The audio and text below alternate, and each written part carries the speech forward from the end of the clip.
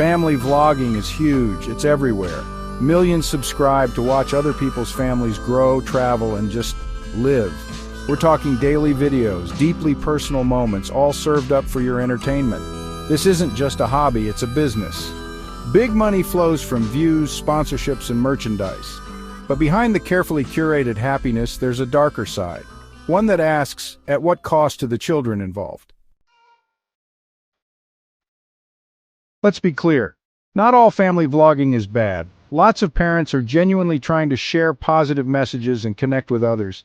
But there's a fine line between harmless fun and exploitation. And that line gets blurry when kids are treated as commodities. Exploitation can take many forms. It could be pressuring kids to perform for the camera, even when they're tired or upset. It could be sharing intimate details of their lives without their consent. Or it could be profiting off their image without their knowledge or control over the earnings. The internet never forgets. Videos uploaded today could follow these kids for the rest of their lives. Imagine applying for a job and having your awkward teenage years splashed across the internet for potential employers to see. Or worse, imagine becoming a target for cyberbullying or even predators. These are real risks, and the consequences can be devastating. We need to ask ourselves, are we sacrificing the well-being of children for likes, views, and ad revenue?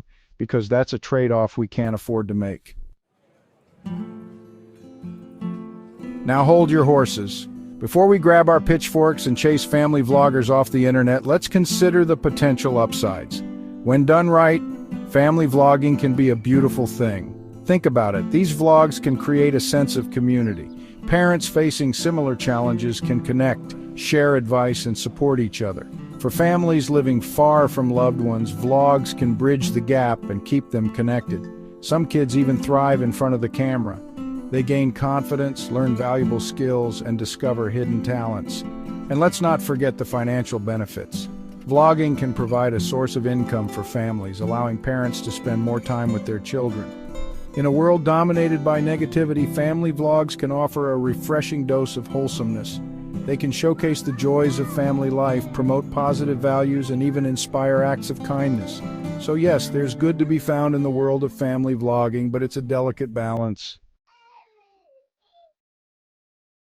Section 4. Behind the smiles, risks, and harms to children. Now back to the dark side. For every heartwarming family vlog, there are countless others that raise serious concerns about child safety and well-being. Let's be real, kids aren't always cute and cuddly. They have tantrums, they say inappropriate things, they make mistakes. And guess what? That's all perfectly normal. But when those moments are captured on camera and broadcast to the world, it becomes a whole different ball game. Suddenly, a private family moment becomes public fodder for entertainment, judgment, and even ridicule. Imagine being that kid forever immortalized online, having a meltdown in the cereal aisle. The constant pressure to perform can take a toll on a child's mental health. It can lead to anxiety, depression, and even self-esteem issues. And let's not forget about the loss of privacy. These kids are growing up with their lives documented in minute detail, with little to no control over their own narrative. Then there's the issue of consent. Can a child truly consent to having their life splashed across the internet? Do they understand the potential consequences? The answer in most cases is a resounding no, and that's where the ethical lines get very blurry indeed. Section 5. Ethical and legal tightrope walk. So where do we go from here? How do we balance the rights of children with the freedom of expression? It's a question that has no easy answers. Legally, the waters are murky. Currently, there are few regulations specifically addressing child labor laws in the context of social media. Most countries focus on traditional forms of work, leaving a gaping loophole for online platforms. Some argue that parents have the right to decide what's best for their children, including whether or not to feature them in blogs. Others believe that children should have a say in how their image and personal information are used, regardless of their age. It's a complex issue with passionate voices on both sides. One thing's for sure, we need greater transparency and accountability in the world of family vlogging. Platforms like YouTube and TikTok have a responsibility to protect their youngest users. This could include stricter guidelines for content involving minors, age verification systems, and mechanisms for reporting exploitation. But it's not just on the platforms. Parents, viewers, and policymakers all have a role to play in ensuring the well-being of these children. Section 6. Protecting the future of family vlogging. Family vlogging isn't going away anytime soon. It's a multi-billion-dollar industry, and its popularity shows no signs of waning. But we can't turn a blind eye to the potential harm it poses to children.